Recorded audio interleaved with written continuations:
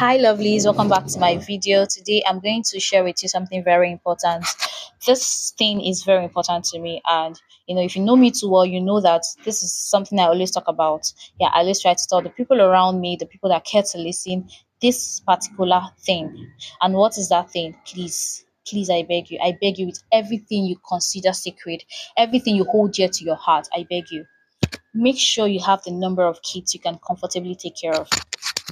And when I mean comfortably take care of, I'm not talking about you and your partner. I'm talking about you as a person. Make sure that as you're having kids, you're having the number of kids that if anything happens tomorrow, you can comfortably take care of that child. Yes. I made a video one time, yeah, and I talked about the things to, do, the things to note, things to do before getting married. I talked about communication and everything. Yes. Before you get married, make sure you have like a solid communication with your intending spouse, the person you want to get married to, about a lot of things. I mentioned a whole lot, so you need to go back to the video to watch and learn. But then in that video, I mentioned talking about the number of kids you're going to have, and the number of kids you're going to have in a marriage should depend on the size of your pocket. And now I'm not talking about the size of one person's pocket. I'm talking about the both of you. Like, have kids that either of you can comfortably take care of. You know what mistake people make, especially the women. Sorry, this time around, I'm going to talk to the women. You know me now. I always like talking about this. And I always like telling women to put themselves first. So anything I see will help my women. Please, I'm going to say it. So women, please pay attention. You think, most times people think that it's the men's call, like the men are the ones to see the number of kids in a marriage. The men are the one. No, you have a right to see the number of children you want in a marriage and stand by it. Why? Obvious reasons. One, you are the one that is going to carry the pregnancy, and secondly, you're also going to have kids based on your pocket. If your pocket is not deep enough, if as a woman you don't earn much, just know that you're going to have kids that you can comfortably take care of. Have maybe one or two kids till you feel you are, okay enough to take care of a dozen kids. So you can't be earning little and then you and your husband, you're having kids every time.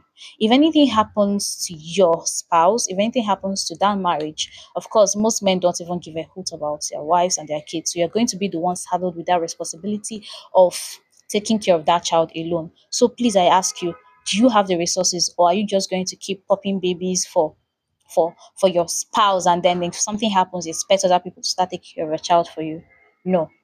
So please, if you're already in a marriage, you already have one or two or three kids, please, as you're seeing this video, make sure you get something that is going to give you enough money to take care of your child.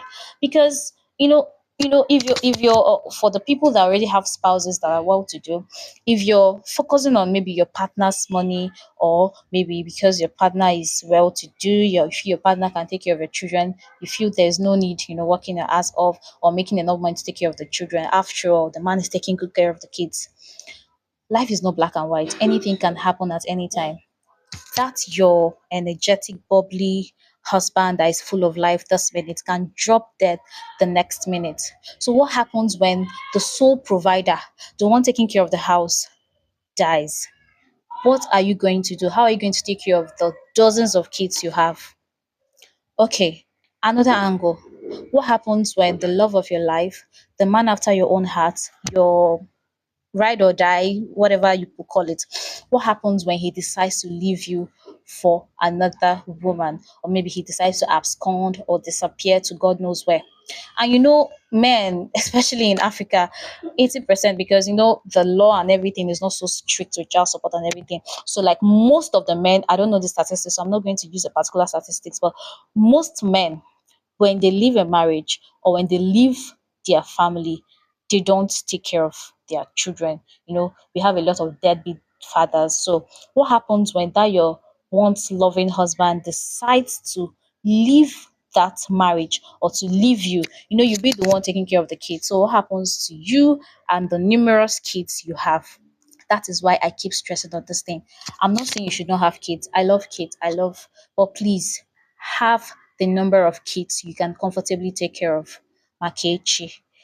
I'm saying this thing to help someone out there. You're busy, your husband is telling you, I want to have 6 kids, but deep down you know that your salary, in fact, you're not even working, you don't even have any money at all. So if something happens tomorrow, you start looking for what to do to train those children.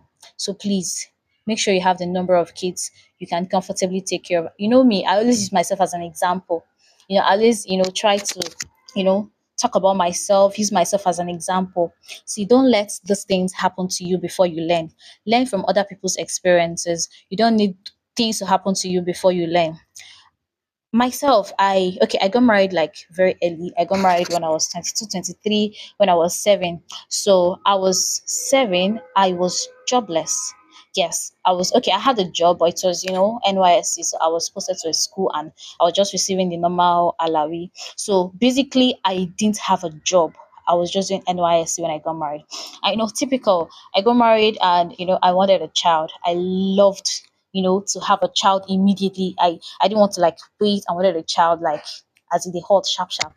So I prayed. I waited for 2 months actually, but then the 2 months was like 2 decades. I waited and waited for a child. So I got pregnant. Like fast forward to 2 months, I got pregnant and I had a baby. But something happened. All right. See, I don't want to talk about my marriage. This video is not about my marriage, but I just want to let you know that yeah, I relocated and then I had my baby and I went through hell and high water. All right. But the thing is, I had support system. I had people that took care of me, that supported me till I got a job. I didn't have issues getting a job. I got a job. I became a civil servant with the state government. I got a job from there. I worked in the bank. I became a banker. From banking, I started an online, tutoring. All right, I started teaching foreign students online. So I'm not here to talk about. But what I wanted to learn from what I said is, I got married and I was jobless. But then I wanted to have a child. I didn't even consider what I had. Like, I didn't consider my pockets before thinking of having children. And then I had a child. No, I got pregnant. But life happened. All right. Life happened and I was, I bought the brunt of everything. I was the one that, was solely responsible for my child and I didn't have a job. But thankfully, I had support. And by God's grace, I started landing jobs.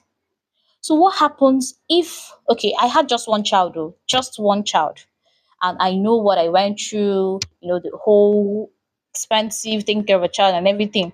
I know I went through. So, you that have four, that have five, that have six, that have seven, that have three, you know how expensive taking care of a child is. So please, you may have to reconsider. You may have to reconsider having s- plenty children without enough money to take care of them. But if you already have, it's not yet late. You can start saving. You can start doing things that would, generate money for you. So please, my darlings, please, you know me. I always come correct with the things that will help your life. Don't be like me that learned from my mistake. Please, before you have a child, I've vowed, I've taken it upon myself to like tell people this thing. And me, I've said to myself, before I have another child, I will know the amount of money I have in my account.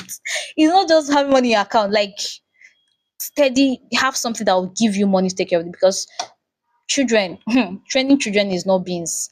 It's not more. You have to spend and spend and spend. I mean, I would like to give my child a quality life. So I don't want to have children that I'll bring into this life and they'll. I want them to have standard quality life. So please make sure you have enough money, not your husband's money, your own money before you think of having children. So that's the end of my that's the end of my TED talk.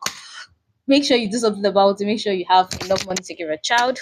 If you found this video helpful, leave your thoughts in the comment section and do not forget to hit the follow button, sorry, the subscription button, subscribe to my video so you get more videos like this. Comment, like, and share my video. See you in my next video. Bye.